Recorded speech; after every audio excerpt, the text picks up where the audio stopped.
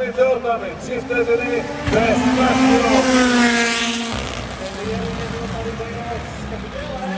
Teda potkal, vyfotil Boleslav, tady ho máme. Opět precizní chatování.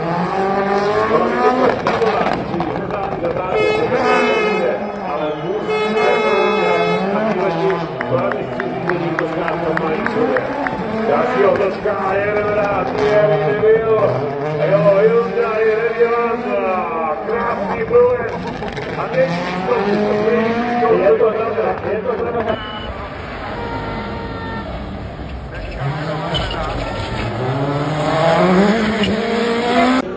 S Ondrou Krajšou na navigátorském postu. Tady je máme další česká posádka, číslo 41, krásná Rally 2 té předchozí generace, poctivé katování, ale taky čistá jízda podání českého závodníka. Budeme moc zvědaví na ten finální čas. Vážám se, dámy a pánové, váš potlesk si 100% zaslouží.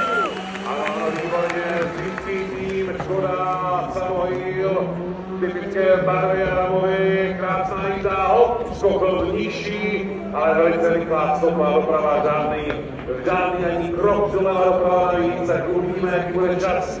Hned vám to samozřejmě dělíme, ale precizní jízda z lidského týmu, Říčové Varumení, svatá patřina v rally sportu v České republice. Tak nám už 2 síly, teď tam přijíždí.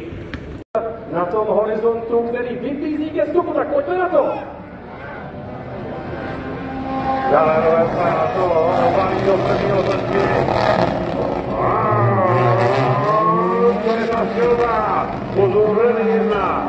Hybridní materiály, a stále to na dostane, jak se pusí a patří. Ale roubáme, světa, uvidíme, jak to dopadne. Síly, odčepkuje na prostě soutěži. Krásná jízda, razantní, ale zároveň čistá. Hodně zrádné, to znamená i takový šampion světové rally, jako je SOS Nanaker. A je to příležitost a tady mezi námi místo dalšího pokutátorského postu. Je to nádherně.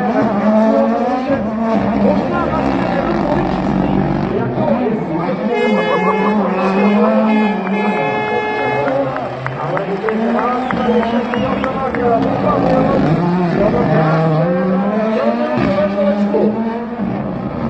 Ano, Martin opravdu nejčilotější průjezd do Stanak. Tak pojďme na to!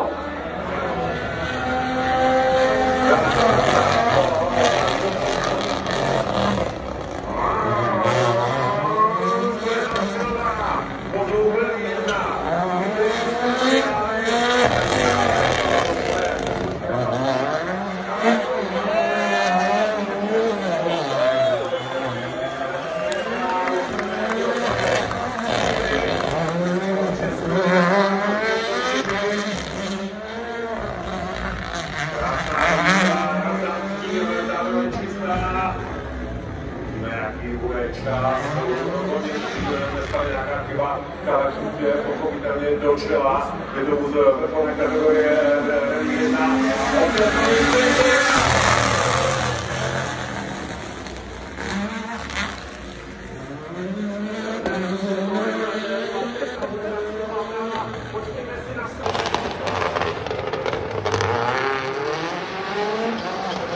Tak tému Suninen mezi tím Roman Merus na závodní dráze, tady můžeme také říct, že Martin říkal, že F-Sportu šéfuje Malcolm Brogdon, tak šéfem vetování je Hyundai Provence, aby se byl...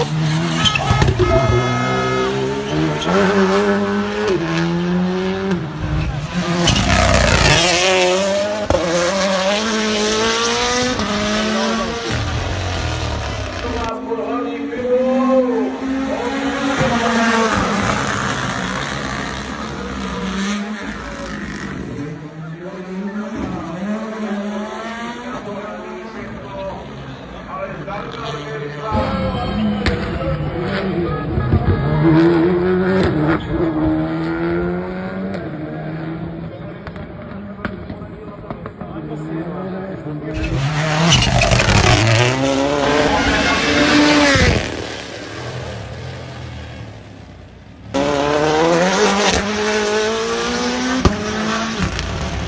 Krásné naběhnutí a už je tady.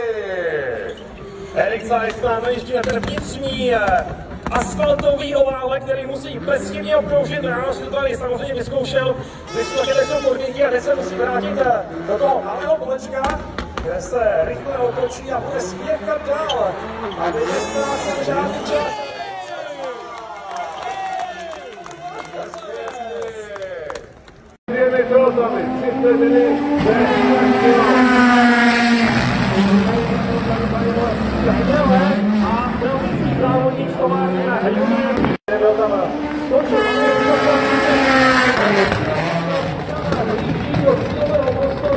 A je to tedy srovnání mezi továrními týmy sekund a 3 desetiny. Erik Zeiss, který je jako vůbec první strana, znamená 5 sekund a 6 desetin. To znamená, Nikolaj Gryazin, tento ruský závodník, se dostal o pouhé 3 desetiny sekundy před našeho Erika Zeisse. Je to velice těsné, aktuálně na čele pořadí VRC2 po odjetí 2 vozů mezi 2 jezdci právě s českou technickou Škoda Fabia Rally 2. No a my jsme máme startovní číslo 24 a to je další velká postava Martine světové rally. Narostli do toho, Martina Rossia a Jiřin Hajko, čili další. Zeiss celkově třetí.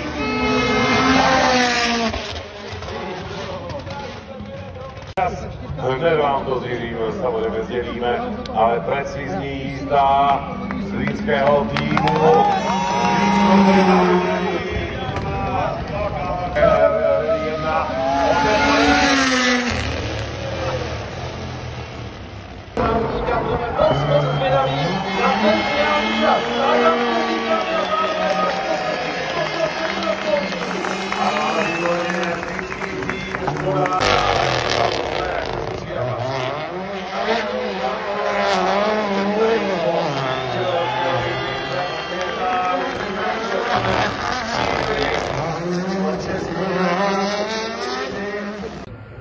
Letí, Elfin.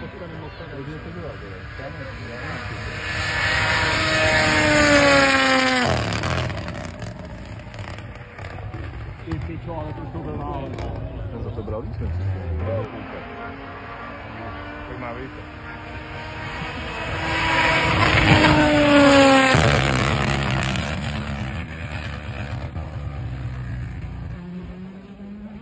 Ještě by to nebylo nic by dostal.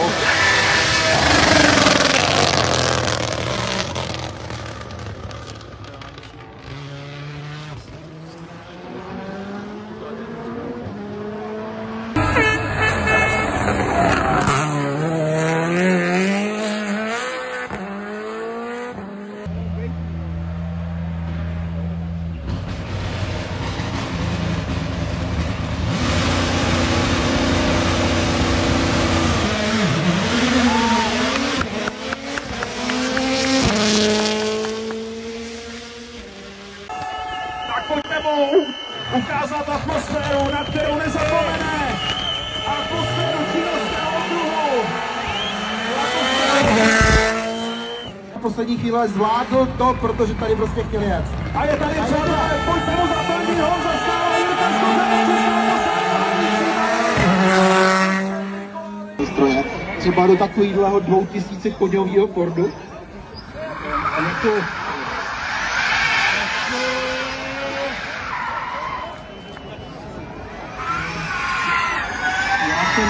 jednoznačně